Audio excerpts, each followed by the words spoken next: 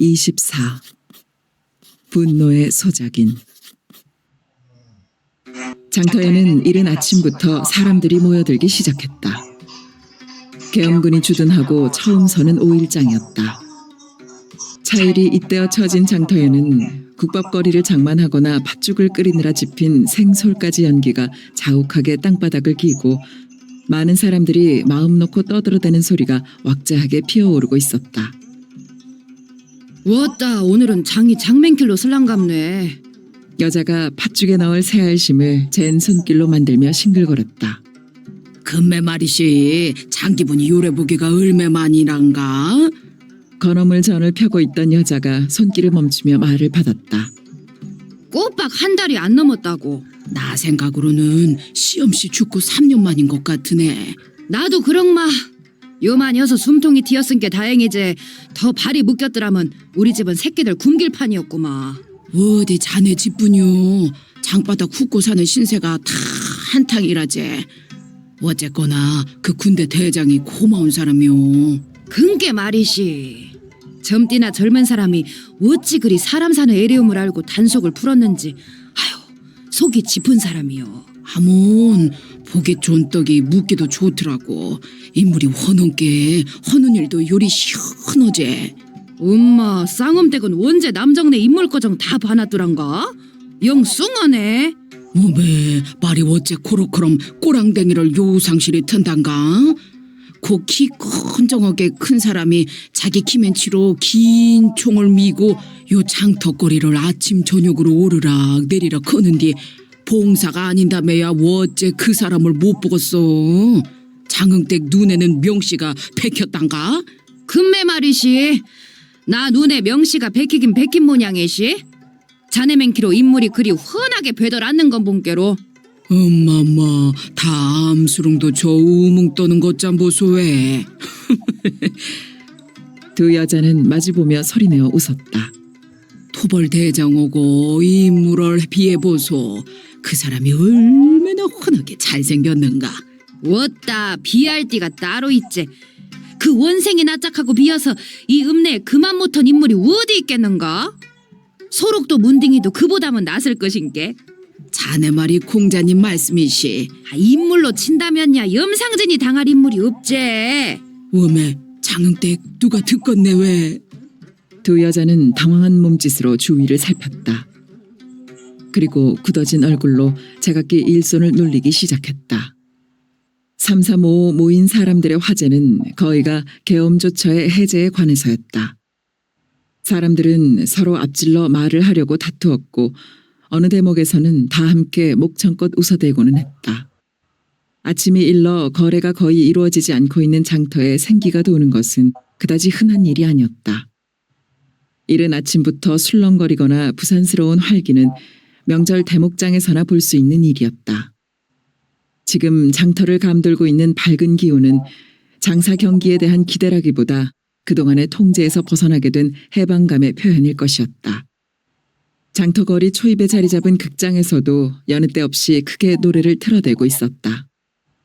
약간 쉰 듯 하면서도 촉촉한 물기가 느껴지는 귀에 익은 변사의 목소리는 울리지 않았다. 미처 악극단을 불러들일 여유는 없었겠지만 새 활동 사진도 준비한 것이 없는 모양이었다. 그러지 않고서야 변사의 그 청산유수 같은 목소리가 울리지 않을 리가 없었다. 장날이면 으레 극장도 재미를 톡톡하게 보는 날이어서 새로 시작하는 악극단이나 활동사진 내용을 설명하는 변사의 감정 섞은 목소리가 안개가 걷히기 전부터 읍내에 울려 퍼지게 마련이었다. 마침내 그리하였던 것이었었다로 이음하는 변사의 고조되고 변화무쌍한 목소리에 실려 사람들은 활동사진 속의 세계로 떠나는 여행을 즐겼다. 똑같은 활동사진이라고 하더라도 변사에 따라 그 여행의 맛이 전혀 달랐다. 사람들이 변사의 울고 웃는 목소리를 듣지 못한 것도 벌써 한 달이 넘어 있었다. 그동안 극장만 문을 닫아 걸었던 것이 아니었다. 가을 거지가 시작되면서부터 장터 옆 빈터에 드높은 천막을 짓고 온갖 깃발 나부끼며 신바람 나게 나팔을 불어대는 서커스단도 자취가 없었다. 읍내를 에워싸고 있는 산들은 이미 썰렁하게 잎들을 떨어뜨린 뒤였고 어느덧 겨울은 옷깃 속에 한기를 일으켰다. 사람들은 하나같이 가을을 빼앗겨 버린 것이었다. 들녘에 가득 찬 누른 빛이 넘치고 넘쳐나서 산마저 물들이고 마는 그 좋은 계절을 쫓기고 억눌리는 기분 속에서 지나치고 만 것이다. 느긋하게 허리 펴고 먼 눈길을 주면 어깨동무하듯 반원을 그리고 있는 진광산이며 옥산이며 제석산의 상봉으로부터 차츰차츰 물들어 내리는 단풍의 물결을 한눈에 볼 수 있었다. 아래로 아래로 단풍져 내리는 산들의 변모를 바라보며 사람들은 가슴을 적셔오는 가을을 느꼈고 멀지 않은 겨울을 준비했다. 그리고 계모임을 한 이웃끼리 2, 3일씩 틈을 내어 단풍놀이를 떠나기도 했다. 그들이 마련한 단풍놀이는 그냥 놀이만이 아니었다. 그들은 가깝게는 서남사나 송광사를 찾아갔고 멀리로는 화엄사나 대흥사를 찾아갔다. 그들은 보퉁이에 햅쌀을 싸가는 것을 잊지 않았다. 부처님 전에 햅쌀을 올리고 남은 1년을 무사히 넘기고 오는 1년을 복되게 해달라고 두 손 모아 깊은 절을 올렸다. 산 깊은 좋은 터에 자리 잡게 마련인 부처님 도량에는 온갖 색깔의 단풍이 사람들이 입고 있는 흰옷을 금방 색색으로 물들일 것처럼 온 산을 덮고 있었다. 그런데 이번 가을에는 그런 길을 아무도 떠날 수가 없었다. 사람들은 가을이 없는 겨울을 맞게 된 셈이었다. 차츰 햇살이 두꺼워지면서 사람들이 입에서 내뿜던 허연 김도 쓰러지고 장터거리의 북적거림과 소란스러움은 제대로 어우러지고 있었다. 아낙네의 머리에 인 쌀보퉁이 위에 올라앉은 암탉은 동그란 눈을 두릿거리다가 날개를 퍼득이며 꼿꼿해거렸고 짧은 네 다리를 한 곳으로 끌어모아 묶이는 바람에 등이 휘어진 돼지는 끈끈한 침을 질질 흘린 채 있는 것 꽥꽥 소리를 질러대며 지게에 실려가고 있었고 별로 볼품없는 좌판을 벌인 장돌뱅이들이 성질급하게 제각기 호객 타령을 뽑아대고 있었고 장수들이 마수거리나 하기를 기다리며 줄인 배를 안고 늑장을 부린다고 부린 비렁뱅이들이 어느 가게 앞에서부터 장타령을 걸쭉하게 한바탕 뽑을까를 슬슬 눈치 보며 장터거리로 스며들고 있었다. 장터거리는 남쪽에서 극장으로부터 시작해서 북쪽으로 횡계다리 못 미쳐 삼거리 못까지였고 장터는 그 중앙 지점에 좌우로 자리 잡고 있었다. 벌교 5일장은 예로부터 보성의 5일장보다 그 규모가 배 이상 컸다. 인접한 고흥이나 조성의 인구 절반가량이 벌교장을 보려고 몰리는 탓이었고 그에 따라 순천의 상인들은 물론이었고 멀리 여수에서도 물길을 따라 철교 아래 포구에 배를 묶었다. 벌교의 입지 조건에 의해 형성된 필연적이고도 자연스러운 결과였다. 이런 현상 탓에 벌교 사람들은 보성에 대해 우월감을 가지고 있었다. 그 우월감은 그저 막연한 것이 아니라 아주 노골적이고 구체적으로 일반화되어 있었다. 보성군 벌교읍이 아니라 벌교군 보성읍으로 행정단위를 바꿔야 한다는 인식이 그것이었다. 벌교 사람들의 그런 생각을 행정적으로 뒷받침하고 있는 것이 읍단위에 엄전하고 있는 경찰서였다. 군이 될 수 있는 모든 여건이 보성보다 앞서 있으니 끝글자만 바꿔 붙이면 간단하게 해결될 게 아니냐는 것이 벌교 사람들의 주장이었다. 벌교의 그런 움직임을 보성 사람들이 모를 리가 없었다. 보성 사람들로서는 결코 좌시할 수 없는 문제일 것이었다. 두 지방 사이의 그런 공방은 해방과 더불어 생겨난 불씨였다. 계엄군은 새벽녘부터 장터거리의 양쪽 길목에 4사람씩 무장을 하고 서 있었다. 그들은 가능하면 자신들의 존재가 사람들의 눈에 거슬리지 않게 하려는 듯 길가에 바짝부터 부동 자세로 서 있었다. 그러나 그들의 눈길은 오가는 행인들을 따라 쉴 새 없이 움직이고 있었다. 그들의 눈길이 주로 쫓고 있는 것은 젊은 층의 남자들이었다. 어쩌다 검색을 하게 되는 경우에는 그들은 거수경례를 부침과 아울러 공손한 말씨로 검색에 협조해달라고 했고 검색도 신속하게 끝낸 다음 처음과 마찬가지의 예의를 갖추었다. 장터 안에는 무장 군인이 없었다. 장터 요소요소에는 사복경찰과 청년단원들이 경무장을 하고 배치되어 있었다. 공포 분위기를 조성시키지 않으려고 심재모가 취한 조처였다.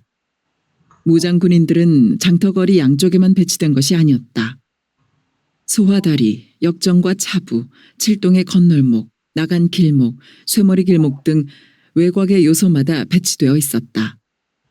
그러니까 장터로 모여드는 사람들은 자신들도 모르는 사이에 두 차례씩의 검문 검색을 당하고 있는 셈이었다. 심재모는 경찰 토벌대를 철교 아래 선창 옆에 줄지어선 창고로 내몰았다. 그 창고들은 동양 척식 주식회사가 소작인들에게서 거둬들인 쌀을 보관했던 장소였다. 일본의 패망과 함께 그 큰 창고들은 텅텅 빈 채 수년 동안 방치되어 왔었다. 심재모는 자신의 휘하에 있는 5개 소대 병력을 보성지구 2개 소대, 조성지구 1개 소대, 고흥지구 1개 소대, 벌교지구 2개 소대로 분산 배치시켰고 지구사령부는 벌교에 두었다. 계엄군 2개 소대 병력의 숙소도 물론 창고였다. 심재모는 청년단 뒤쪽으로 높게 자리 잡고 있는 공원에 종합지휘초소를 꾸몄다. 그곳은 일정시대에 신사를 모셨던 자리였다. 그곳에서는 읍내가 한눈에 내려다 보였고 특히 동쪽으로 넓게 열려나간 포구가 아스라이 멀었다. 포구 그 끝에서부터 붉은 해가 솟아오르면 일본인들은 그 해를 향해 무릎 꿇으며 영원무근한 황실의 번성과 황국의 번영을 기원했을 것이다. 그런데 누구의 손에 의해서 허물어졌는지 신사는 흔적도 없고 얇은 일본식 기와의 파편만 여기저기 흩어져 있었다. 일본인들이 신사를 얼마나 대단하게 떠받들었는지는 그 털을 잡은 것으로 알 수 있는 데다가 계단을 보면 더욱 실감이 갔다. 석자짜리 화강암이 3개씩 이어져 계단 하나를 이루었고 공원까지 이어진 계단은 150개가 넘었다. 심재모는 그 공원을 M1고지라고 명명했다. 밤이 깊어가고 있었다. 추위를 실은 바람이 나뭇잎을 쓸어가는 소리가 스산스럽고 차가웠다. 어디선가 개 짖는 소리가 이따금 먼 메아리처럼 울렸다.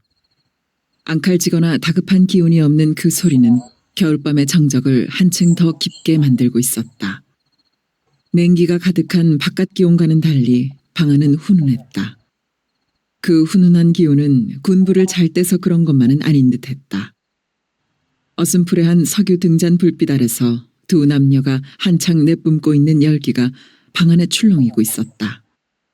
남자의 다부지고 격렬한 동작에 따라 여자는 뜨겁고 숨가쁜 소리를 거리낌 없이 쏟아내고 있었고 남자는 여자의 열기를 부추기기라도 하듯 뜨끈뜨끈한 원색적인 소리를 여자의 소리에 맞춰 토해내고 있었다. 박자를 맞추듯 하는 그들의 화답은 알몸뚱이로 뒤엉킨 어지러운 동작과 함께 좁은 방 안을 가마솥으로 만들고 있었다. 하데치는 3번째의 일을 치르고 있는 중이었다. 입떨군 가는 나뭇가지가 바람에 맞아 우는 소리가 차갑고 그 으름을 긴 꼬리로 피워올리고 있는 등잔불은 두 남녀의 열에 들뜬 행위를 무심한 듯 바라보고 있었다. 하데치는 큰 짐승이 우는 것 같은 소리를 지르며 몸을 격렬하게 떨었고 장터댁도 동시에 괴성을 지르며 전신을 비비 틀었다. 곧이어 하데치는 죽은 듯 미동도 하지 않는데 그 아래서 장터댁의 신음은 한동안 이어졌다. 어따, 조청 찍어 찰떡 묵디끼 오지게도 만나게 묵었었네 그려. 두 팔을 받쳐 무겁게 상체를 일으키며 하데치가 맥이 빠진 소리로 말했다. 음마? 승보요 시방? 장터댁이 이마에 진득하게 밴 땀을 손등으로 씩 문지르며 눈을 흘겼다. 숭은 무신숭. 하도 만나게 잘 묵은 게 이뻐서 하는 소리제. 하데치는 옆으로 둥그러지며 긴 숨을 토해냈다. 보답시 물고 맞고 사는 과부 열이 배려놓고 이 인자 어쩔라요? 장터댁이 속옷을 꿰입으며 투정하듯 말했다. 어쩌긴 뭘 어쩌. 배 맞았은께 마음고정 맞으면 서방각시 삼아 살아불면 그만이제. 하데치는 눈을 감고 반듯하게 누운 채 대꾸했다. 전신이 나른하게 가라앉아가면서 아른아른 잠이 번져오고 있었다. 그러나 그 일을 해결해야 한다는 의식은 또렷하게 깨어 있었다. 참말로 몸집 번쩍한 양반이 기운만 씌인 게 아니라 배포거전 커요잉. 키가 작은 게 배포는 커야 안 쓰겄어. 키 작은 데다가 배포할라 작아불면 그것을 어디다 써먹겠는가? 하대치는 몰려오는 잠을 밀어내며 느리게 몸을 일으켰다. 하기는 밤방아 찢기 노름 재미지게 자랑스러운 남정네하고 뜻맞춰 사는 것보단 더전 지지팔자가 어디 있을랍디요. 그것이 마음대로 뜻대로 안 된 게 탈이제라. 장터댁이 하대치 쪽으로 물사발을 옮겨 놓으며 폭 한숨을 쉬었다. 하대치는 물사발을 들어올리며 옆눈 길로 빠르게 장터댁을 살폈다. 한숨과는 달리 그녀의 얼굴은 불그레하게 물들어 있었다. 색정의 만족스러움에 취해 있는 모습이었다. 자네는 다를 것도 많네. 사람 한시상 살다 가는 것 다 마음먹기에 달린 것인디. 어쩐가? 나가 자네 서방이 되면. 하대치는 물사발을 내려놓으며 장터댁 옆으로 바싹 다가앉았다. 왔다매 또 생각이 동해서 이러잉. 장터댁은 눈을 흘겼다. 그러나 눈 언저리에 환하게 피어나는 웃음은 새로운 색정을 부르고 있었다. 요런 징상실현년아, 니년이 어째 과부가 되었는지 알겄다. 그리 색을 써대니 어떤 놈이 당해내겄냐? 하대치는 쓴 입맛을 다셨다. 딴소리하지 말고 얼른 나가 한 말에 대답하소. 하대치는 그녀의 눈치를 모르는 척하며 말머리를 둘러댔다. 모르겠어. 밤금실 좋다고 낮금실 거정 좋은 것은 아닌게요. 사람 매미라는 것이 천층 만층 구만층이라 밤금실만 갖고 어찌 서방각시 부부지간이 되겠어. 밤금실이야 요만하면 된성 싶고 밤금실이 잘 맞는 우리는 인자 밤부부나 마찬가지니께 더 욕심내들 맙시다. 장터댁은 차분한 어조로 말했다. 그녀의 얼굴에는 색정을 탐하는 기운이 말끔히 가셔져 있었다. 나가 누군디 색칠에 넋 빼고 앉아 기둥서방 미개 살릴 것 같으냐? 색칠도 꾹 묶고 알먹는 셈으로 돈꺼정 생기니까 헐만한 것이지. 색칠만 한다면야 재미가 그리 오질 리가 있겠냐? 가운데 딸이 심 좋은 것하고 장작 심 실한 것 보면 서방 삼아도 될성 부르다만 에휴 아서라 사람맨 변하기는 잠시 잠깐인께 내 장심 있고 손발 묶고 민기적이면 멱을 딸 것이냐 풍화를 잡아챌 것이냐. 그가 돌아가고 나서 며칠이 지나면 슬그머니 기다려지고 다시 만나면 삿부터 화끈거려지던 자신의 해물근 마음을 장터댁은 부랴부랴 단속하고 있었다. 하대치는 장터댁의 약은 속셈을 금방 알아차렸다. 반부부라는 말이 아주 묘하게 이쪽 저쪽으로 어울린다 싶었다. 그 말은 더 이상의 접근을 원하지 않는다는 뜻이기도 했고 한편으로는 앞으로도 이런 관계로만 그냥 지내자는 뜻이기도 했던 것이다. 하대치로서는 장터댁의 그런 약삭빠른 계산이 오히려 좋았다. 서로 부담이 안 되는 상태로 필요한 도움만 받으면 되는 입장이니까 마음이 홀가분한 것이었다. 그러나 하대치의 입장에서 무엇보다 다급하고 답답한 것은 이 여자한테 얼마만큼 효과적으로 도움을 받을 수 있느냐 하는 점이었다.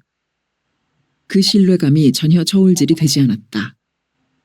세 차례째 잠자리를 하면서 그것을 저울질하는 것이 무리일지 몰랐다. 그래서 그녀의 마음을 꿰는 고리를 만들려고 하룻밤에 5번씩 그 일을 치러낸 것이었다. 이제 그동안 자신이 만들어 온 고리에 그녀의 마음이 얼마나 걸려 있는지 줄을 당겨봐야 할 판이었다. 니 미럴 것. 장터댁 말 듣고 되작되작 생각해 본게 산에 져서 배창시 비비 틀리게 하는 영 느작없는 마이싱. 하대치는 잔뜩 찌푸린 얼굴에 화가 난 어조로 말을 내쏘았다. 어째 그러요? 장터댁은 저고리를 여미며 정색을 했다. 오냐? 네가 전자리를 필라는갑는디 어디 혀보자. 그녀는 마음을 단단히 다잡고 있었다. 어째 그러기는. 하대치는 눈을 고약하게 뜨며 권련을 뽑아 불을 붙이고는 사람을 뭘로 보고 하는 소리여 시방? 장터댁 눈에는 나가 기둥서방질 해먹고 사는 참놈으로 배는 갚는디 어찌이랴 이거. 몸 섞다 본께 호랩이 정표시로 헌 말인디 장터댁은 등창 빼미킬 100엿이라도 만낸 거문치로 그리 딱 잘라서 말하는 진보는 무엇이냐 이거요. 하룻밤을 잠수로도 만리성을 쌓는다는디 아무리 오다가다 만낸 사이라고 어찌 그럴 수가 있냐 이 말이여. 번개씹에도 정이 솟고 도둑씹에도 정이 큰다는디 우리는 번개씹도 도둑씹도 아니고 요 추억 깔아놓고 허구허구 또한 점잖은 씹이 아니냐 이것이여. 근디도 장터댁은 정이라고는 털어 끝만치도 없이 사람을 기둥서방질이나 해먹으려는 참놈으로 몰아 때려야겠어? 에? 그냥 팍 박치기여서 면상 싹 잉끌에 불기 전에 사람 무시하는 말 허들 말어. 나가 밥을 공짜로 먹었어 씹을 꽁씹을 였어. 정작 싸게 대주고 낼 돈 다 내감서 무시는 무시대로 다 당하고. 에이 빌어먹을 집구석 내 탓이 발길을 하면 개자석이다. 담배를 거칠게 비벼 끄고 벌떡 일어섰다. 엄마? 어찌 일어나시오? 하대치를 올려다보며 말하는 장터댁의 음성이 당황스러웠다. 몰라서 물어. 요런 빌어먹을 집구석은 당장 떠야지. 잠잘 국밥집은 얼마든지 있을게. 알몸인 채인 하대치는 허리를 굽혀 저고리를 집어들었다. 왜 참으시오? 나가 잘못했구만이라. 아유 참말로 잘못했구만이라. 장터댁은 하대치의 허벅지를 두 팔로 감았다. 에? 무슨 잡소리여. 팍 걷어 차불기 전에 다리 놔. 하대치의 큰 목소리에 비해 다리를 빼내라는 움직임은 지극히 미온적이었다. 하대치의 허벅지를 붙들고 있는 장터댁의 바로 눈앞에서 하대치의 물건이 흔들리고 있었다. 우메, 저 기맥힌 것이 영영 떠나버리면 어쩔 거냐. 그녀는 갑자기 가슴이 텅 비는 것 같은 공허감과 함께 마음이 다급해졌다. 그리고 그에 대한 정이 경계심을 무너뜨리며 솟구쳐 올랐다. 금매 좋은 일 한다고 앉아서 나 말 좀 들어보시시오. 나도 지집인디 그리 몸 섞음수로 어찌 정이 안 생기겠소. 그런디도 워낙에 험한 시상 팔자 사납게 살다 본게 안 속고 안 돌리는 것이 상책이라 손맘 따로 금맘 따로 챙기는 것이 몸에 배서 그리 됐구만이라. 지맘 단돌이 흔이라고 넌 말 지대로 못 알아먹고 주둥이 눌리는 이녀를 불쌍하니 생각하고 제발 용서하시시오. 장터댁은 간절하게 말하고 있었다. 기둥서방으로 얹히지만 않는다면야 장작을 시세보다 약간 싸게 사는 이익을 따지기 전에 마음을 주고 정을 키우기에 모자람이 없는 남자인 것이 분명했다. 이보시오. 맘 풀고 얼른 앉으시오. 어떤 말을 믿어야 좋을란지 모르겠은께 선짐에 가야 쓰겄네. 하대치는 매몰차게 말하며 들고 있던 저고리를 꿰입었다. 음에 어찌 이러시오? 정 갈라면 이거 떼놓고 가시시오. 장터댁은 순식간에 하대치의 물건을 두 손으로 거머잡았다. 어허, 뭐하는 짓거리여? 하대치는 반사적으로 아래를 내려다보며 버럭 소리쳤다. 여자는 얼굴을 박은 채 아무런 대꾸가 없었다. 그런데 하대치는 천천히 무릎을 꺾으며 앉아가고 있었다. 그 느린 동작은 그녀가 그의 물건을 아래로 당기는 만큼의 힘과 비례하고 있었다. 그려, 니년이 내 연장맛에 환정을 안 하면 어쩔 것이냐? 하대치는 넉넉한 승리감에 차 있었다. 그것은 그 일을 해결할 수 있다는 자신감으로 이어지고 있었다. 자네 사람 안 치는 법 한 분 기맥히네 그랴. 방바닥에 주저앉은 하대치는 담배를 빼들며 허허대고 웃었다. 얼굴을 숙인 채 그녀는 성냥불을 켰다. 하대치는 담배에 불을 붙이며 그 일을 의논하기에 안성맞춤이라고 생각했다. 어이, 보소. 자네 손바지 저고리 맹글 줄 아는가? 하대치는 정다운 목소리로 물었다. 맵시게야 못혀도 맹글 줄이야 알제라. 다급한 김에 물건을 잡고 늘어지긴 했지만 뒤늦게 일어난 부끄러움으로 장터댁은 고개를 들 수가 없었다. 목소리마저 제대로 나오지 않았다. 맵시고 솜씨고 볼 것 없고 맹글 줄 알면 되었네. 하대치는 그녀의 곁으로 바싹 다가앉으며 나가 이 돈 남는 장시를 한 판 여야 쓰겄은께 자네가 심 좀 빌려줄란가? 곧 큰 돈이 생기는 것처럼 목소리를 과장했다. 옷장사실을 하려고라? 장터댁이 놀란 듯한 음성으로 말하며 고개를 들었다. 그녀는 어이없다는 표정을 짓고 있었다. 누구나 집에서 만들어 입고 마는 손바지 저고리로 무슨 장사를 한다는 것이냐 하는 뜻이 담겨 있었다. 나 말 좀 들어보소. 나하고 잘 아는 사람이 목포서 연락을 해왔는디 바다에 보호를 막아 농토를 맹그는 공사가 벌어졌다네. 겨울 공사라 옷은 두툼하니 입어야지. 각지에서 몰리는 일꾼이란 것은 다 남행키로 호래비가 아니면 총각이지. 손바지 저고리가 없어서 못 팔아먹는 판인께 한 30벌 맹글 수 있으면 얼른 맹글어가 고라는디. 어째 장시가 될성 물른가? 금매 듣고 본게 한바탕 장시가 될 만도 흑었는데요잉. 장터댁의 얼굴에는 어이없어 하던 표정은 간 곳이 없었다. 어째 수급이 톡톡하니 쳐줄 텐께 나 돈 좀 벌게 해줄란가?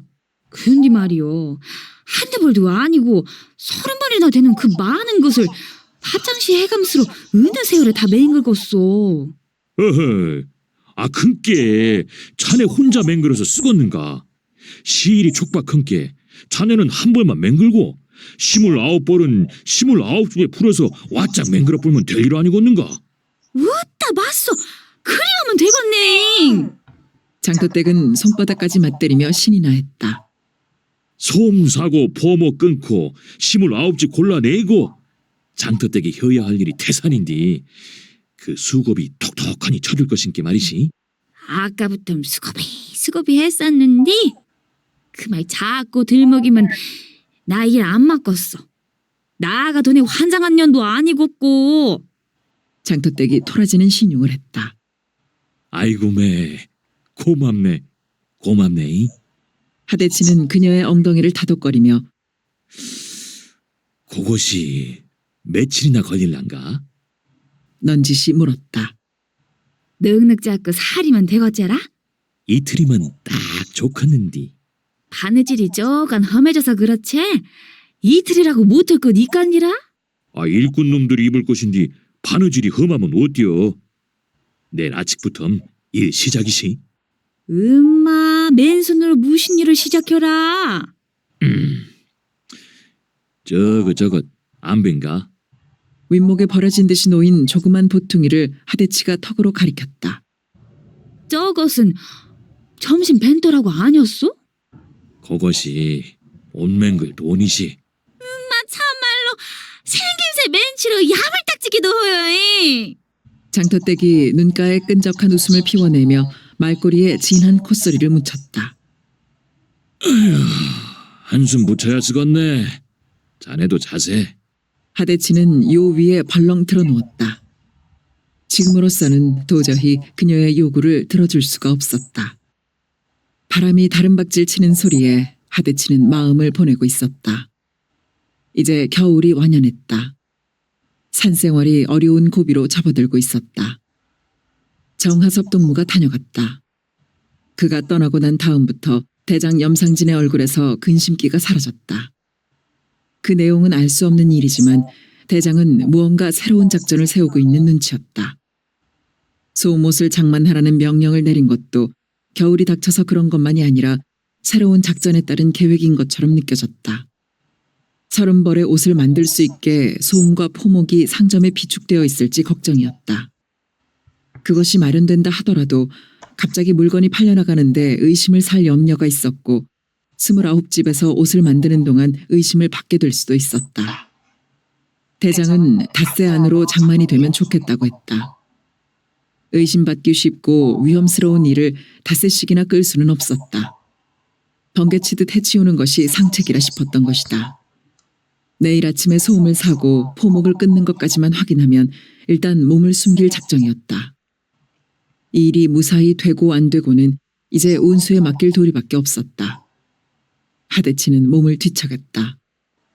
잠은 찬 바람결이 쓸어갔는지 멀어지고 고운한 잠에 빠진 장터댁의 질긴 숨소리가 신경을 자극하고 있었다. 지주계급과 착취계급을 쳐없애는 혁명. 소작인들이 공평하게 땅의 주인이 되는 혁명. 가난도 굶주림도 없는 세상을 일으키는 혁명. 아, 그날은 언제나 올 것이냐. 장맛비에 봇물이 터지듯 그리 시원한 혁명의 날은 언제나 올 것이냐. 하대치는 주먹을 부르쥐며 다시 몸을 뒤척였다. 정현동 사장은 입맛 없는 아침밥을 서너 숟가락째 떠올리고 있었다. 바깥에서 갑자기 사람들 떠드는 소리가 왁자하게 울려왔다. 정 사장은 문득 숟가락을 멈추며 신경을 밖으로 모았다. 욕설까지 섞인 사람들의 목소리는 아주 거칠었다. 까닭 모를 찬바람이 등줄기를 훑어내리는 걸 정 사장은 느꼈다. 나가보소. 정 사장은 밥상을 밀치며 아내에게 벌컥 화를 내듯 했다. 의아스러움과 불길한 느낌으로 밖에 귀를 모으고 있던 나간댁은 지체 없이 일어섰다. 마루로 나선 나간댁의 눈에 들어온 것은 대문을 사이에 두고 7, 8명의 사람들이 실랑이를 벌이고 있는 모습이었다. 안으로 밀고 들어오려는 쪽과 못 들어오게 막으려는 쪽이 서로 힘으로 맞서기보다는 입으로 대거리를 하고 있어 소란스러운 것이었다. 우리 생사가 걸린 문제께 비켜나란 말씨. 조금만 기둘리란 게 이려. 니김이 줬도 우리도 밥 안 먹었어. 팍 밀치고 들어가 뿌려. 우리끼리 싸맞은 것이야. 그게 비켜나. 이렇듯 어지럽게 뒤엉키는 소리를 들으며 나간댁은 그들이 누구인지를 알아내려고 매운 눈길을 빠르게 움직이고 있었다. 실랑이를 벌이느라고 가려졌다 나타났다 엇갈렸다 하는 그들의 얼굴을 하나씩 간추려 살폈지만 아는 얼굴이라고는 없었다. 그러나 방을 나서면서 첫눈에 그들이 자긴이라는 것을 알아보았다. 그 순간 저것들이 그 일을 알았단 말인가 하는 생각과 함께 가슴이 덜컥 내려앉았다. 그러나 우리 땅 우리 마음대로 하는데 저것들이 뭐야 하는 역정과 함께 나간댁의 마음은 냉정하고 단단하게 변했다. 그들을 들어오게 해야 할지 남편을 불러내야 할지 판단을 못 내리고 있는 나간댁의 눈에 얼핏 잡히는 얼굴이 있었다. 그건 틀림없이 마름 허서방의 얼굴이었다. 허서방! 허서방! 거기서 뭐라고 있어? 싸게 들어오시오. 나간댁의 음성은 카랑카랑하게 대문 쪽으로 날아갔다. 대문 앞에 소란이 뚝 멎었다. 일순간 괴이적은 침묵이 집안 가득 끼쳐졌다. 그때 안방문이 옆으로 밀쳐지며 정 사장이 모습을 드러냈다. 어이 소란이냐? 정 사장이 마루 끝에 버티고 서며 호령했다. 그는 그새 양복을 차려입고 나온 것이었다. 불룩한 배, 조끼의 단추와 주머니 사이에 늘어진 샛노란 시계줄이 햇빛에 반짝 빛났다. 야, 우리가 거렁뱅이 문딩이 때가 아닌게 소라는 아닌거라. 쪼깐 따지고 볼 일이 있어 왔구만이라. 한 젊은이가 마당을 가로지르며 거침없이 말하고 있었다. 정 사장을 노려보며 목을 쑥 빼고 걷는 걸음걸이며 그 어투가 아예 시비조였다. 그 청년의 뒤를 따라 네 사람이 줄을 잇고 있었다. 시큰둥한 표정으로 맨 뒤를 따르고 있는 것이 마름 허서방이었다. 허서왕, 이게 무슨 버르장머리 없는 짓거리야? 정 사장은 허서방을 질타함으로써 다른 자긴들을 묵살해버렸다. 글쎄요. 중도들 반 돈을 다 팔아먹어 뿌렸는지 어쩐지 나도 통 모르는 일이지. 요 사람들이 나를 막 왈김수로 여기로 끌고 오는 바람에 여기 개새끼맨크로 끌려왔구만이라. 모로 돌아서서 먼 산 바라기를 한 채 말을 질질 느려빼는 어조며 힐끔힐끔 곁눈질을 하는 태도는 노골적인 도전이었다. 그는 어제까지의 마름 허서방이 아니었다.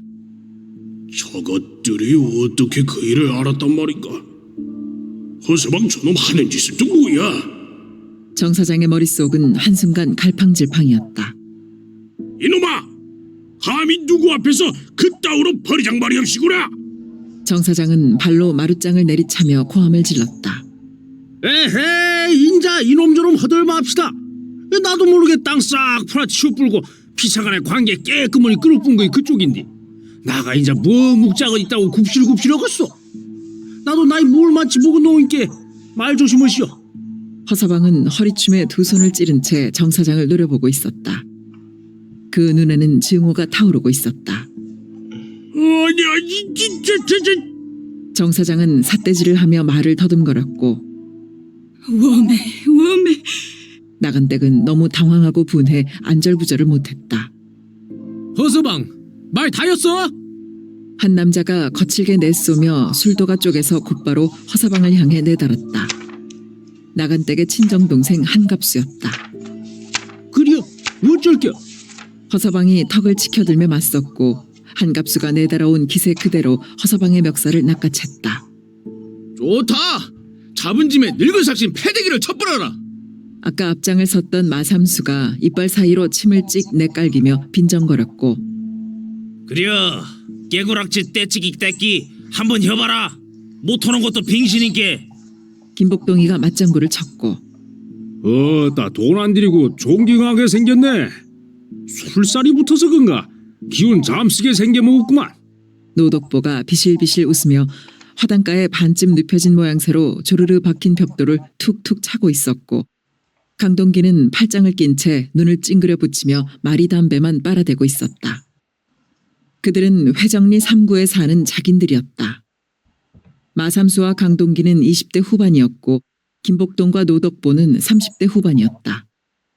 생김새와 몸피가 각기 다른 것과는 상관없이 그들은 하나같이 찌들리고 가난해 보였다. 아까 그들을 제지했던 술도가의 일꾼 셋은 자기들끼리 무슨 말인가를 열심히 수군거리고 있을 뿐 이쪽의 시비에는 별로 관심을 쓰지 않고 있었다.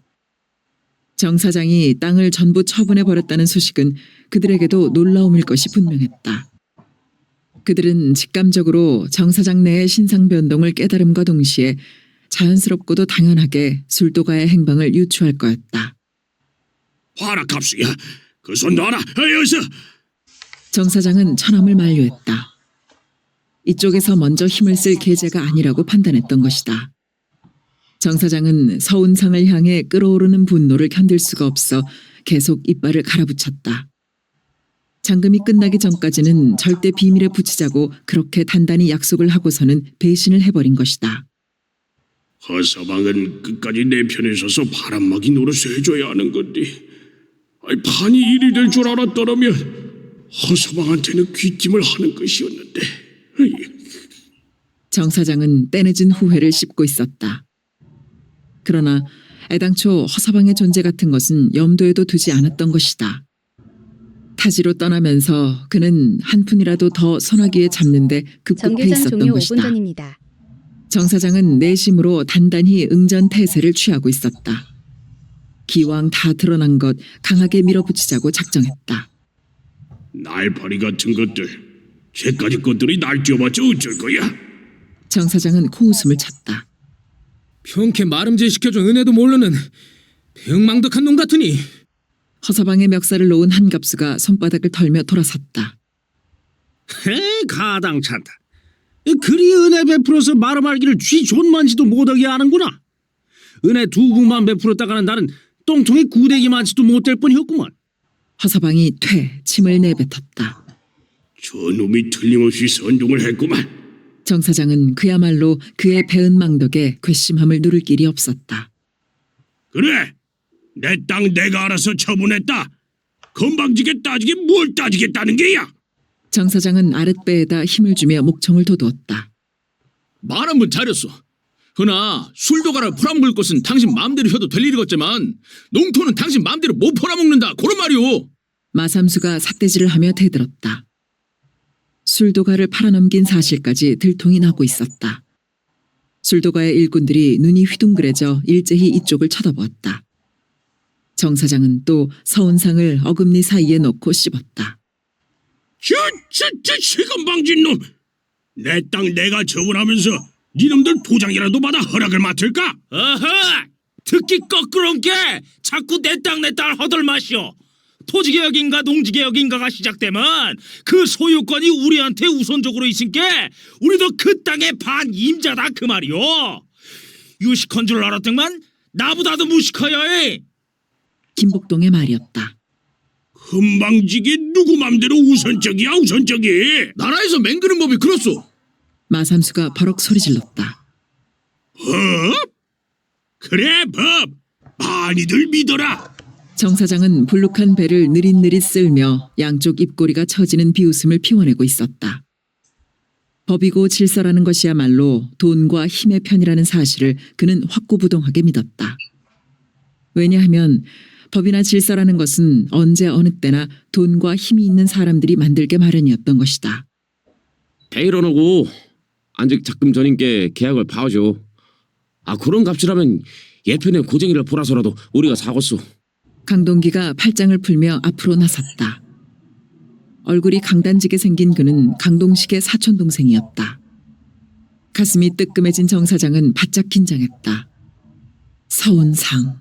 그놈은 비밀만 안 지킨 것이 아니라 거래 가격까지 까발렸단 말인가. 그놈이 무슨 억하심정으로 자신을 이런 궁지에 몰아넣은 것인지 정 사장은 환장할 지경이었다. 해약, 어림도 없는 일이었다. 땅을 해약하면 양조장까지 해약이 되는 판이었다. 돈이 제대로 돌지 않게 된 서운상은 논을 사들인 값보다 조금 높여 서너 사람에게 줄을 대다 보니 소문이 번졌고 그 소문을 듣게 된 자긴들은 자신들의 생사가 걸린 문제가 터졌음을 알고 서운상에게로 몰려갔던 것이다. 자긴들의 서슬에 둘러싸인 서운상은 끝까지 부인을 못하고 사실대로 다 털어놓고 말았던 것이다. 이런 내막을 정 사장이 알 리가 없었다. 논을 살 요량이라면 서운상이한테 가서 사면 될 일이지. 왜 나한테 해약을 하라는 게야? 곳에 논값이 올라버렸소. 강동기가 힘주어 말했다. 그 사람 잔금도 안 끝내고 돈벌심산인가? 정 사장은 헛김 빠지는 소리를 했다. 정교장 어디서 바로 조용입니다. 부자라는 놈들이 하는 벼락 맞을 짓거리인 것이여. 노덕보가 툭툭 발길질을 하고 있던 화단가의 벽돌을 느닷없이 걷어차며 소리질렀다. 벽돌 서너 개가 흙을 튕기며 뒤로 누웠다. 노덕보의 행동은 너무나 돌발적이었다. 화단이 망가지는 것을 보자 곧 사나운 말이 터져나오려 했지만 나간댁은 꾹 참아냈고 정 사장은 먼데 눈길을 보내며 못 본 채 했다. 뭐라고 탓을 하면 금방 벽돌을 집어서 던질 것만 같은 위기감을 부부는 똑같이 느꼈던 것이다. 해약을 하시오. 강동기가 다그쳤다. 안 돼. 어먼, 돌아남긴 값에 우리가 살 수 있게 중간에 써주시오. 못해. 어먼, 돌아남긴 값하고 서운상이 내려는 값하고 그 차액을 정 사장이 책임지시오. 나가 미쳤간디? 그때였다. 야이 씨부놈아. 정교장이 종료됐습니다. 니만 사람이고 우리는 짐승이냐? 니 죽고 나 죽다. 소나귀에 벽돌을 움켜쥔 노덕보가 앞으로 내닫고 있었다. 강동기가 재빨리 그의 앞을 가로막았다. 아따 성님 어째 이러죠? 이런다고 일이 해결 안 된 게 조금만 더 참으시죠. 강동기가 냉정한 얼굴로 말했다. 우리 밥줄 끊어놓고도 요것도 못 얻었다. 저것도 못 얻었다. 천불이 솟아 더 못 참겠다. 저놈 죽이고 나 죽어불란다. 노덕보는 숨을 씩씩거리며 벽돌 움켜쥔 손을 힘없이 떨구었다. 그의 흐릿한 시야에는 내 자식의 얼굴과 노모와 아내의 얼굴이 어릿거리고 있었다. 말리지 말고 냅둬. 대갱이 팍 인끌어 불게 혀. 하면 쓴맛 빼요. 마삼수와 김복동이는 몸에 잔뜩 힘을 넣은 채 내뱉고 있었고 나간댁은 기둥 뒤에 바짝 웅크리고 있었으며 정 사장은 태어난 척 큼큼 헛기침을 했고 한갑수는 돛돌 아래서 방어 태세를 취하고 있었고 술도가 일꾼들은 눈만 멀뚱거리면서 구경을 하고 있었다. 다시 말하고서 세 가지 중에 하나를 고르시오. 강동기가 단호하게 말했다. 안 된다면 안 돼. 정 사장도 단호했다. 저 도적놈의 심보 좀 보소. 저는 도적놈들 땀에 빨갱이가 되는겨. 아휴. 마삼수가 제 손바닥을 주먹으로 치며 기가 막혀 했다. 참말로 저것이 도적놈 중에 상도적놈이시. 저놈이 저리 지독한 도적놈 심보를 가졌은 게 지그 아들이 대신 죄다꺼머니라고 빨갱이질을 나섰겠지. 근데도 저놈은 도적놈 심보 못 고치고 저지랄을 하는 것을 본 게 지그 아들 발산에 떼꾹 만도 못하지.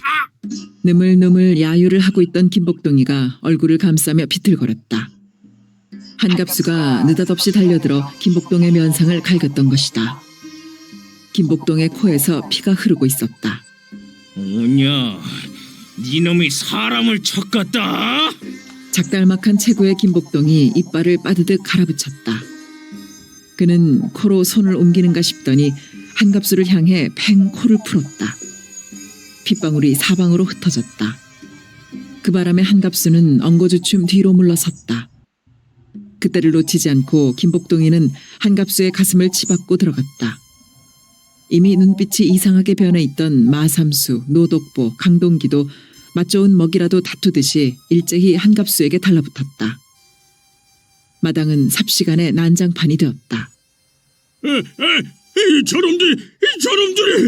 대돌로 뛰어내린 정 사장은 무엇을 찾는 몸짓을 하며 허둥거렸고 사람 죽이네! 사람 죽이네! 나간댁은 더는 참을 수 없다는 듯 기둥을 부둥켜 안은 채 목청을 다해 소리를 질러댔다. 어지럽게 몰매를 때리고 있던 속에서 한 사람이 빠져나왔다. 노덕보였다. 그는 화단가로 달려가더니 벽돌을 집어들었다. 네 김이 씨불 죽기 아니면 살기다. 불하고 원통에서 이제 더는 못 참겠다. 그는 울부짖듯하며 벽돌을 던지기 시작했다. 마루의 유리창이 날카로운 소리를 내며 깨져나갔다. 나 같은 놈 새끼들 많고 백도 없어 빨갱이질 못한도만 니놈 하나는 죽일 수 있다. 노덕보는 연방 소리치며 벽돌을 뽑아 계속 내던졌다. 벽돌들은 마루에 떨어져 뒹굴기도 했고 방문 창살을 부수고 방 안으로 뛰어들기도 했고 벽에 맞고 떨어지기도 했고 제멋대로 날아갔다. 에이 잘한다. 시원하게 잘한다. 얼씨구 시원하다. 절씨구 시원하다. 한쪽 구석으로 안전하게 피해선 마름 허서방은 힘을 웃어대며 씨부리고 있었다. 그는 박자라도 맞추듯 상체를 껐덕거렸다. 언제부턴가 대문 앞에는 사람들이 가득 몰려들어 법석을 떨고 있었다. 그 사람들을 해치고 군인 2명이 마당으로 뛰어들었다. 순찰을 돌던 군인이었다. 정재! 군인이 외쳤다. 그러나 그들은 군인의 출현을 전혀 모르고 있었다. 정재하라니까! 쏜다! 2 군인이 총을 벗어들며 고함쳤다. 그때서야 그들은 군인의 존재를 의식했고 자신들의 가슴을 겨누고 있는 총구 앞에 천천히 2 팔을 들어올리고 있었다. 이 사람들 이거 어디서 집단 폭행이야? 모두 5? 다들 이쪽으로 집합. 군인이 총끝으로 지시했다. 나는 아니요. 귀경난이었어. 허서방이 주춤주춤 물러서며 고개를 저었다. 그는 팔을 들어올리지 않았고 군인이 팔을 들어올리고 있는 4명을 훑어보았지만 그들은 아무 반응도 보이지 않았다. 좋아, 모두 넷. 경찰서까지 그대로 팔을 들고 간다. 만약 팔을 내리거나 도주하면 발포한다. 앞으로 가! 그들은 꼼짝없이 2 군인에게 끌려나갔고 허서방은 운집한 구경꾼들 속으로 재빨리 몸을 감추어 버렸다. 난폭하게 날아드는 벽돌을 피해 안방에 웅크리고 있던 정사장과 나간댁은 갑자기 바깥이 조용해진 이유를 몰라 더듬거리며 마루로 나서고 있었다. 난동을 부리던 자긴들이 간 곳이 없는 집안은 온통 수라장이었고 피투성이가 된 한갑수는 정신을 잃은 채 마당에 나둥글어 있었다. 저걸 어쩔 거나. 나간댁은 울먹이며 버선발로 마루에서 뛰어내렸다. 경남아, 동명아, 춘보가 어디 있냐? 정사장은 술도가 일꾼들을 찾고 있었다. 그들은 무언가 마뜩찮은 얼굴들을 하고 어슬렁어슬렁 나타났다. 어찌된 일이냐? 군인들이 싹 잡아갔는디요. 사장님이 전화로 군인들 부른 거 아닌게라우? 그중 나이 많은 함경남이가 말했고 그들은 의아스런 눈으로 서로를 쳐다보았다. 그리 멍하니 섰던 말고 상무님 싸게 병원으로 옮겨. 정사장이 팔을 내저으며 역정을 냈다. 저 참말로 술도가도 포라냉기셨는 게라? 이춘복이가 슬슬 눈치를 살피며 물었다. 잔소리 말고 싸게 병원으로 옮기란께. 정사장이 주먹을 치켜들었다. 의사가 재표가고 없는데 병원으로 가봤자 무슨 소양이 있겠소이. 김동명이가 불퉁스럽게 말했다. 정사장은 그 말을 듣고서야 전원장 사건을 상기했다. 별 수 없다. 조심해서 방으로 옮기고 한의사라도 싸게 불러라. 정 사장은 휴 한숨을 토했다. 처남을 방으로 옮긴 다음 정 사장은 담배를 피워 물었다. 그때까지도 웅성대고 있는 사람들을 쫓고 대문을 걸어 잠그게 했다. 그러나 수라장이 되어 있는 집안은 일체 치우지 못하게 했다. 경찰을 불러 집단 폭행을 가하고 난동을 부린 현장을 확인시키려는 것이었다. 정 사장의 머릿속에는 반격을 가할 생각만이 가득 차 있었다. 그 즈음에 경찰서에서 전화가 걸려왔다. 저 서장입니다. 방금 보고를 받았는데 그 댁에서 불미스러운 사건이 발생한 모양이군요. 아, 예. 그러잖아도 지금 금방 경찰서로 나가려고 하던 참이었어. 글쎄 그 죽일 놈들이. 예, 알았습니다. 그 사건 전말은 경찰서에 나오셔서 말씀하시죠. 여보시오.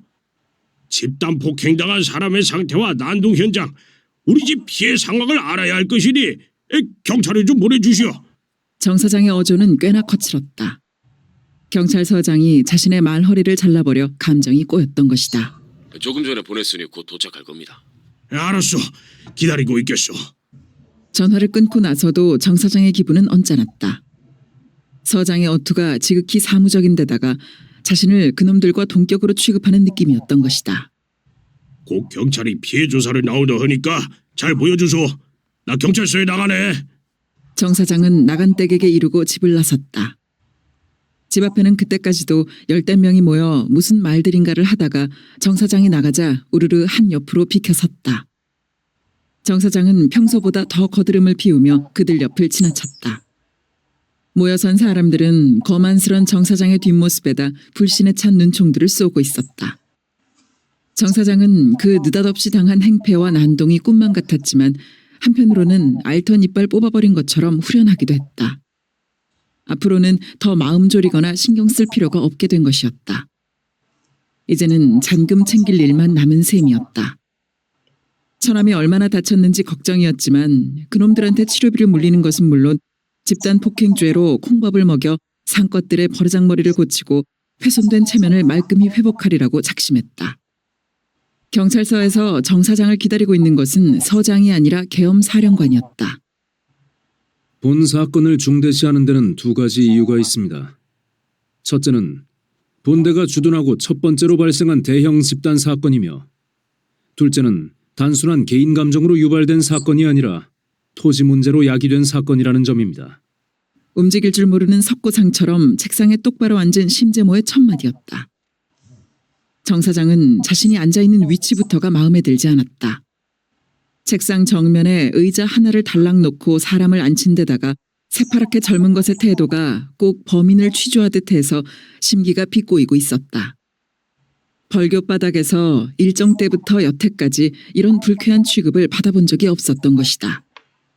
지금 날 취조하는 거요? 정 사장의 목소리는 터무니없이 컸다. 그 순간 심재모의 미간이 경직되며 눈빛이 날카로워졌다. 경찰서장이 요약한 정현동의 인적 사항이 심재모의 비위를 건드렸다. 사건 경위를 조사하려고 합니다. 심재모는 미동도 하지 않았다. 경위 조사를 꼭 이런 식으로 해야 되겠어? 여기는 사석이 아니라 공무 집행 중인 자리입니다. 불필요한 말은 삼가십시오. 심재모는 정 사장의 눈을 직시하고 있었다. 정 사장은 그 매서운 눈빛을 더 견디지 못하고 슬그머니 고개를 돌렸다. 우리는 죽기 살기로 작정했어. 굶어서 죽으나 그럼 찌이고 깜빵에서 죽으나 죽기는 매일 바인께. 지놈 살자고 수십 목숨 지키는 놈을 살려둘 수 없지요. 그들의 절망적인 분노와 정현동의 안하무인격인 우월감이 심재모의 의식 속에서 대비되고 있었다. 이번 사건을 경솔하거나 편파적으로 다루어서는 안 된다는 것을 심재모는 다시 환기하고 있었다. 그들 4명이 저지른 집단 폭행은 일단 사건 접수를 시켰습니다. 사건을 공정하게 처리해야 하는 우리 입장에서는 그런 결과를 초래한 원인 조사를 철저히 할 필요가 있습니다. 심재모는 만년필 뚜껑을 돌리며 담배를 피워도 좋습니다. 지나가는 말처럼 했다. 소작인들한테 일체 비밀로 하고 농토를 처분한 것이 사건 발단의 원인인 모양인데 비밀 거래는 사실입니까? 그건 비밀 거래가 아니오. 내 땅 내가 처분하는데 아직 소작인 놈들한테 일일이 알릴 필요가 없어서 안 알린 것이요. 좋습니다. 관련 소작인들한테 알리지 않고 농토를 매매한 것은 사실이군요. 그럼 농지 개혁이 될 경우 기존 소작인들에게 농지 분배가 우선할 거라는 사실은 알고 계십니까? 그걸 모를 바보가 어딨어. 정 사장은 심히 불쾌한 표정을 지었다. 예, 좋습니다. 그 사실을 알면서도 관련 소작인들에게 농토 매매를 사전에 알리지 않은 이유는 매매 방해를 받을까봐 그랬겠군요. 정 사장은 아차 싶었다. 스스로 비밀 거래를 시인한 꼴이 되고 말았던 것이다. 내 땅 내 맘대로 하는데 책가놈들이 방해는 무슨 방해를 해요? 나 그런 뜻 추호도 없었어. 그럼 기존 소작인의 우선권을 알고 있는 입장에서 농토를 소작인들 모르게 매매하게 되면 소작인들이 갖고 있는 우선권이나 기득권, 즉 재산권의 침해가 된다는 사실은 알았겠지요. 그게 도대체 무슨 소리요? 소작인들의 우선권이라 소문일 뿐이고 농지개혁법은 아직 만들어지지도 않았어요. 그런데 무슨 재산권 침해 운운하는 거요 지금? 정 사장의 얼굴은 온통 벌겋게 달아올라 있었다. 그럼 잠정적 재산권이라고 말을 고치죠. 그것도 말이 안 돼요. 법이 어떻게 만들어질지도 모르는 형편에서 도대체 소작인이 지주의 땅에 무슨 권리가 있다는 게요? 좋습니다. 그럼 일방적으로 농토를 처분했을 때 기존 소작인들의 소작권이 상실된다는 사실은 아셨겠죠? 그까짓 걸 내가 알 게 뭐요? 지놈들이 새 지주를 찾아가서 다시 소작을 붙이든 말든 나 한 가지 확실하게 해둘 말이 있는데 거기서는 자꾸 잠깐. 거기라는 말은 나를 두고 하는 말이요? 심재모의 얼굴이 쇠판처럼 딱딱하고 차가웠다. 정 사장은 가슴이 섬뜩해진 걸 선물 느꼈다. 옵션 거래 종료 1분 전입니다. 아니 꼽고 못마땅한 감정에서 일부러 거기라고 불렀던 것이다. 정 사장은 이제 어떻게 대처해야 좋을지를 몰라 당황했다. 아까도 말했지만 여긴 사석이 아니라 공무집행의 자리요. 내 직책은 계엄지구 사령관이요. 공적 직책은 곧 호칭과 지칭으로 병용되며 직책은 계급에 우선한다는 사실도 아울러 밝혀두는 바요. 예, 죄송합니다. 계엄지구 사령관께서는 정 사장은 더욱 아니 꼽고 더럽다는 생각이 치밀어 일부러 그 직책을 또박또박 발음하고는 자꾸 무슨 권자 쓰기를 좋아하는데 지주권은 있어도 소작권은 없다는 것을 알아야 할 것이오. 모르겠소? 억지로 말을 짜맞추자면 소작권이란 말을 할 수 있을지 모르나 실제로 그런 권리란 있을 수가 없다 그런 말이오. 지주가 소작을 주면 농사 짓는 거고 소작을 거두면 그만인 것이지. 소작인한테 소작을 지을 권리라니 그런 가당찮은 권리가 이 세상에 어디 있단 말이오. 정 사장은 심재모에게 당한 분풀이라도 하듯 길게 코웃음을 쳤다. 어깨에 힘을 뺀 심재모는 지주라는 것이 저런 존재들인가 하는 새로운 인식으로 정 사장을 물끄러미 바라보았다. 소작권이란 말이 성립이 안 된다면 그럼 생존권으로 말을 바꾸자고 하려다가 더 들어보았자 그 소리가 그 소리일 것 같아 심재모는 마음을 닫아버렸다. 됐습니다. 돌아가도 좋습니다. 심재모는 의자를 뒤로 빼며 일어섰다. 아니 왜 정작 그놈들이 집단 폭행을 가하고 난동을 부려 집을 다 파괴한 진짜 중요한 대목에 대해서 묻지 않은 거요? 정 사장은 벌떡 일어나며 눈을 부릅떴다. 심재모는 불쾌감을 꾹 눌렀다. 공정한 수사를 위해 군경합동조사요원을 댁으로 보냈으니 그 점은 염려 안 해도 됩니다. 그래요. 공정한 수사를 하는 거 좋지요. 그러나 계엄지구 사령관이라면 똑똑하게 알아둘 사실이 한 가지 있어. 바로 이 사건의 중대성에 관해서인데 그놈들의 짓은 간단한 폭력 행사가 아니라 공산주의 빨갱이 사상에 물들어 자행한 빨갱이식 집단 폭력 행위란 사실이요. 어찌 감히 소작인 놈들이 지주집에 뛰어들어 그런 만행을 저지를 수 있냐 이거요. 이건 지수축을 중심으로 엄존하고 있는 사회 기강의 파괴 행위인 것이요. 만약 이번에 그놈들을 섣불리 다뤘다간 다른 소작인 놈들이 본을 받을 것이니 이 점 명심해야 할 것이요. 소작인 놈들은 농지 개혁이다 뭐다 괜히 허파에 바람들어 껐덕대고 나대지만 이 나라는 아직까지도 지주층이 다스리고 있다 그런 말이오. 됐습니다. 잘 알았습니다. 심재모는 말을 중단시키며 오른팔을 문 쪽으로 뻗쳐 보였다. 정 사장은 마지못해 문을 나서며 오기스럽게 내뱉고 있었다. 내 말 명심하시오. 심재모는 책상 위로 눈길을 옮기며 자신이 무심결에 써놓은 지주라는 글씨를 보았다. 주둔하고 나서 첫 번째 대하는 사건이 반란군에 의한 것이 아니라 의외로 농지 분쟁이었고 그때까지 지주에 대해서 어떤 구체적인 인식이 없었던 그로서는 지주 뒤에 의문표를 붙이지 않을 수가 없었다. 심재모가 가지고 있었던 지주라는 개념은 그저 막연하고 상식적인 것이었다. 대대로 땅을 많이 가진 양반이란 사람들, 많은 소작인들을 거느리고 호의호식하는 사람들, 언제나 사회 권력층을 형성하고 영향력을 행사하는 사람들, 그런 정도로만 알고 있었다. 지주와 소작인 사이에서 일어나는 갈등 문제 같은 것이 그의 의식의 표피를 스치고 지나가 버린 것은 생활 환경의 탓이었다. 상업에 종사한 그의 집안은 땅과는 거리가 멀었던 것이다. 수고하셨습니다. 다 끝내셨습니까? 경찰서장이 들어오고 있었다. 자, 앉읍시다. 만나본 결과부터 말씀드리자면 뭐랄까 꽤 복잡하고 심각한 문제라는 생각이 듭니다. 서장님 판단은 어떻습니까? 예, 제 생각도 마찬가지입니다. 그 농지 문제라는 것이 저는 전문 지식은 없고 직무상 파악하려고 하는 정도입니다만은 그 나란 일 중에서 무엇보다 중요한 일이 아닐까 합니다. 특히 농지가 많은 여기 전라도 지방은 더욱 심각한 문제가 아닐 수 없습니다. 서장님도 함께 듣자고 일부러 문을 반쯤 열어놓았는데 들으셨어요? 예, 들었습니다. 어떻습니까? 정 사장 같은 지주가 특별한 지주입니까? 아니면 보편적인 지주입니까? 글쎄요.